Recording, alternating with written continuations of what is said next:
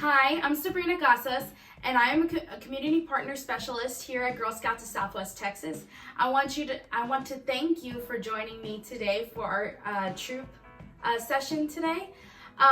Like we start every troop meeting, we are going to do our Pledge of Allegiance and then our Girl Scout promise. Then we'll get to our activity and an explanation of what we're going to cover today. So what I need from everybody is to stand up and so we can say our Pledge of Allegiance.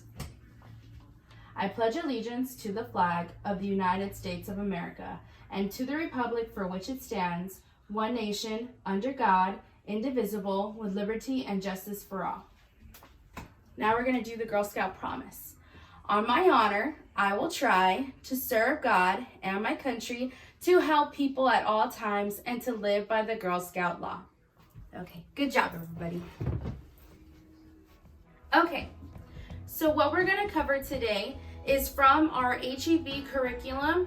It's our HEB Health and Wellness curriculum, and it is a part of our BPIs. And what we're going to be doing is we are going to be going over the story of Florence Butt, okay? And throughout this has a story that we are going to read. However, I'm going to read it from my computer. If you would prefer to read it on your computer or read it, print it out and read it with your girls, that's totally fine. It is up to you. The page and the link is down below, so please access that now just to get ready. As we move along with the HEB activities, remember that your girls can earn this patch. It takes 4 activities for them to complete the BPI curriculum to receive this patch, okay? All right, so today, like I said, we're going to be covering Florence Butt, and we're going to be hearing her story today and seeing why she's such an amazing leader. And we're going to learn how being a leader is very important. Health and wellness, yes, it deals with other stuff. Health doesn't particularly mean physical health or food health. Like covered in the previous video, it is important that we focus on our mental health and also our leadership and communication health. So healthy communication is a key thing when being a leader, and to help practice that is very, very important. So that's why throughout this story, we're going to listen to how Florence lived her life and became a really, really outstanding leader that we still remember today. Okay, so I want to go over leadership with you, because leader and leadership are 2 different things. Leader is a position and leadership is what that position entails. Now, a leader is nothing without their followers or their fellow teammates. It's important that we understand that they're 2 different things. Okay, so leadership, what is it, right? It is the art of motivating a group of people to act towards an achieving goal. It's important that we understand that there's an importance when being a leader. No, it does not make you higher than the other person or higher than your teammates, but it helps remind us to always finish our duties and that we have a task at hand to complete.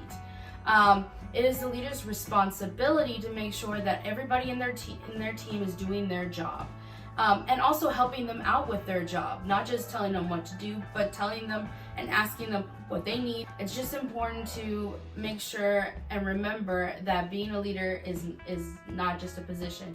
It's an act, it's a responsibility. It entails leadership skills. So that's important. 2 different things. Respectful communication, very, very key. Communication is a huge thing when it comes to talking to other people, right? What is communication? Talking to other people. But respectful communication is the ability to effectively assert your own views and fully listen to the views of others. Now, it's important that communication is not, we remember that communication is not a one-way deal. It is a 2-way deal. Meaning that when we talk to somebody, you listen with your eyes and your ears, okay? Your eyes and your ears. So what we're going to do now, we are going to read the story. So this is the story of Florence Butt, okay? Florence Thornton Butt was born in Buena Vista, Mississippi on September 19, 1864. She would go on to enroll in Clinton College, the only female in her class, and graduate with highest of honors. She moved to Texas in 1904, first settling in San Antonio, and then relocating to Kerrville. She used her business sense to accumulate a small inventory of groceries, and in 1905, Florence invested $60 to open a C.C. Butt grocery store in Kerrville. Her store was located on Main Street on the first floor of a 2-story building. Her rent was $9 a month. To save money, she moved her family into the second story. Above her store, Florence launched and successfully continued to run her own business until 1919. It wasn't until a year later, in 1920, that women would be guaranteed the right to vote. Her son would continue her business legacy, and today we recognize that a woman leader helped establish HEB. Okay, now I'm gonna give y'all a couple of seconds to talk it over, pause the video, but I have some other questions for you girls for them to consider, okay? Now we're gonna just discuss her story, okay? As you've heard in her story, Florence Thornton Butt, her son would go on to make her grocery store a huge chain, which we know as a grocery chain, which we know as HEB. So kudos to them. And we all know during this time, HEB has been amazing throughout this pandemic. So whenever you go into your stores or into their stores, always treat them with a smile, because they are working hard. So so kudos to them. But that's why this story is so relevant, right? So these are some of the questions I want your girls to talk about, okay? So I'm gonna read them aloud, and the questions are also on the curriculum as well, okay?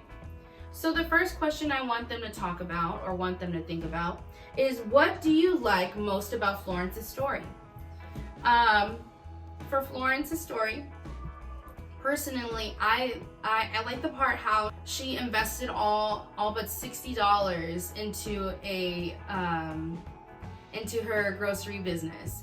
And from then to now, just to see the huge impact it made on the state of Texas is such a huge deal.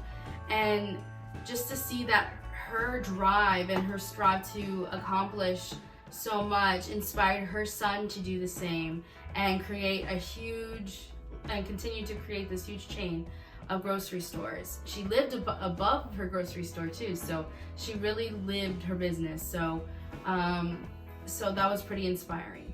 But I want to know what your girls were inspired by, what they liked about Florence's story.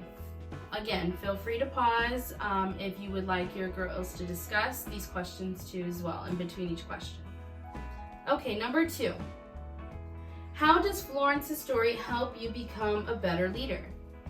So we want to know what your girls think about Florence's journey and how that's inspired them. So what are they gonna do? What are they gonna try to do to really take on what they learned from her story? What action will they do? What are some ideas that they have? The third question has to do with with another addition to the story. Now, this is for you leaders. This is a side note for y'all. If y'all want to engage them more into her story, you can access the booklet, and there's a little more to her story. For example, if they would like to challenge the leaders, you should continue Florence's story by telling the girls that Florence was very active in her church and generous in her community.